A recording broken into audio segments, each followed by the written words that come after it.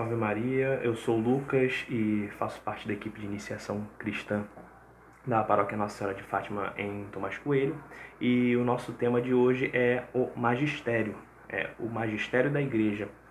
Vamos explicar o que é o magistério da igreja e para que ele serve. Bom, eu gostaria de iniciar aqui com um texto do livro de Atos dos Apóstolos, no capítulo 15. Eu vou ler do 1 ao 6, né? Mas fica aí o convite para fazer uma leitura do capítulo inteiro. Tá? Alguns homens, descendo da Judéia, puseram-se a ensinar aos irmãos o seguinte: se não vos circuncidais, segundo o rito de Moisés, não podeis ser salvos.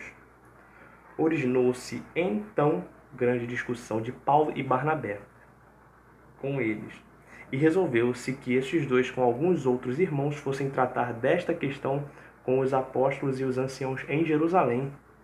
Acompanhados algum tempo dos membros da comunidade, tomaram o caminho que atravessava a Fenícia e Samaria. Contaram a todos os irmãos a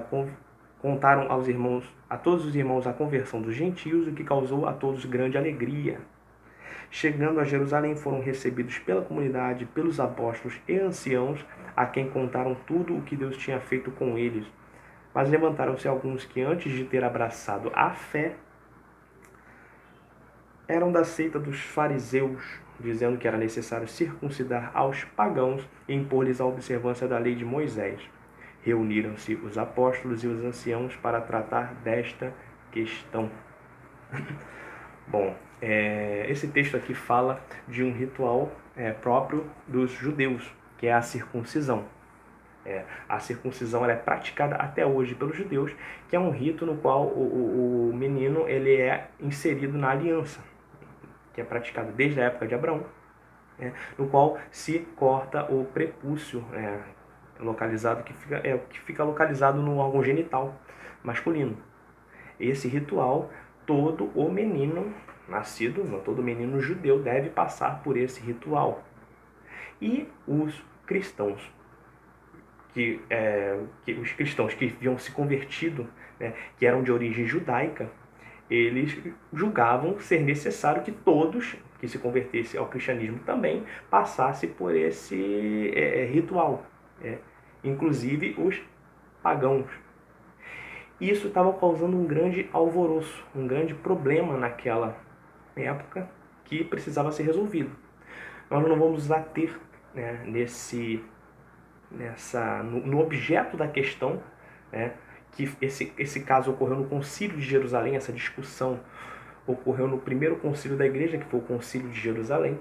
Não vamos ater o objeto desse concílio, dessa questão, mas nós vamos nos ater ao fato de que a igreja precisou se reunir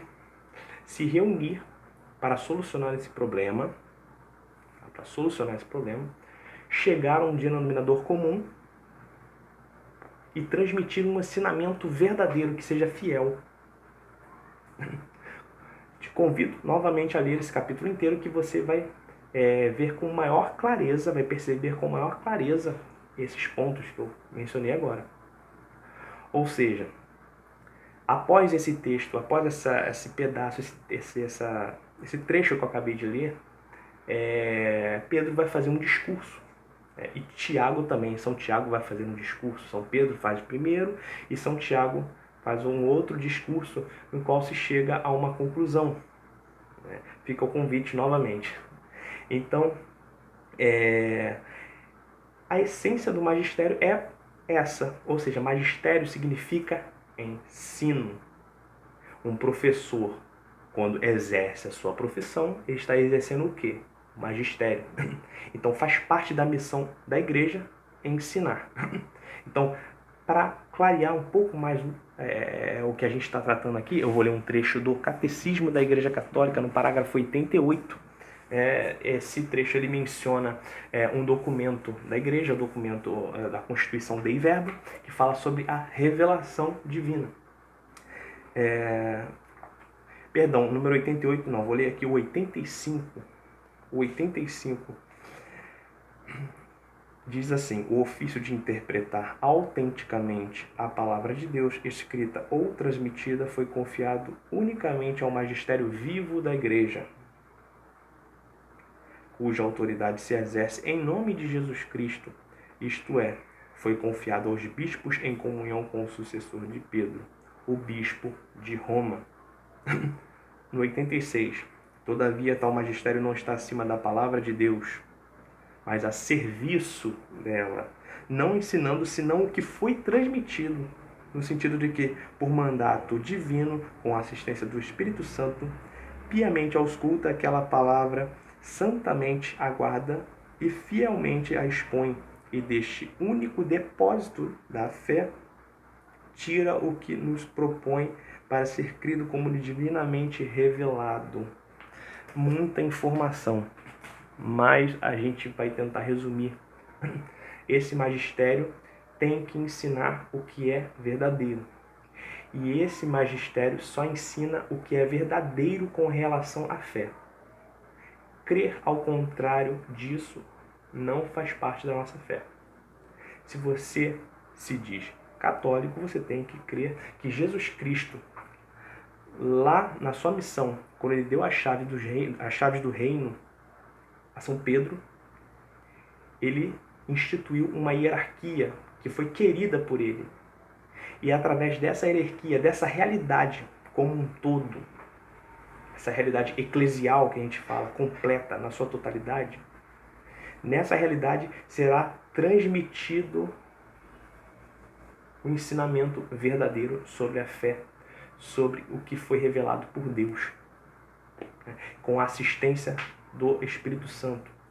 Assim como os apóstolos foram assistidos nesse trecho que eu acabei de ler, no capítulo 15 do livro dos Atos dos Apóstolos, assim a igreja até hoje é assistida por esse mesmo Espírito.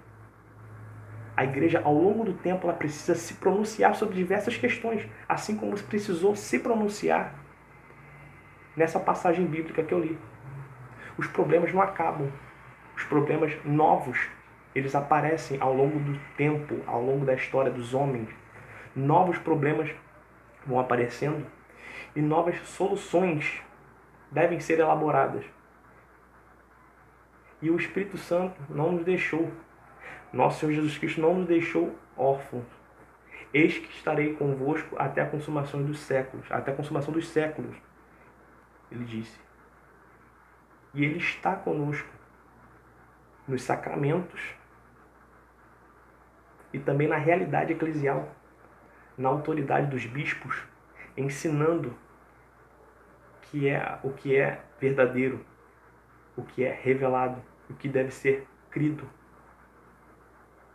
Então, o que eu digo para vocês, não acreditar que Jesus Cristo, quando subiu aos céus, a sua missão ficou no passado, a sua palavra ficou no passado, os apóstolos que foram escolhidos por Jesus Cristo ensinaram e depois que morreram, tudo ficou por isso mesmo, não faz parte da nossa fé.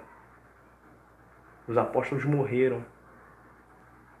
Eles deixaram bispos e anciãos. E esses mesmos anciãos, eles morreram.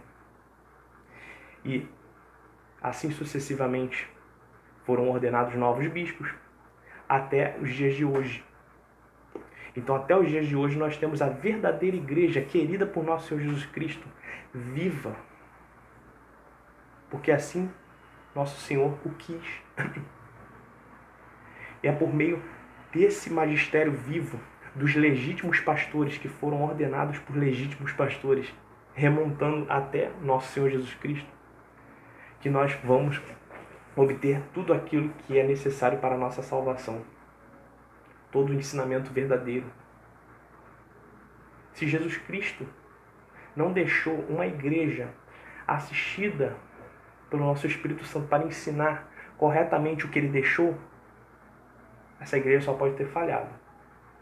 Mas a igreja não falhou. Jesus Cristo não falhou. Jesus Cristo poderia ter falhado se ele não deixasse uma igreja que nos assistisse com o seu Espírito, através do seu Espírito Santo, para nos ensinar a verdade. Então, Espero que você tenha entendido o conteúdo que eu tenho passado por aqui.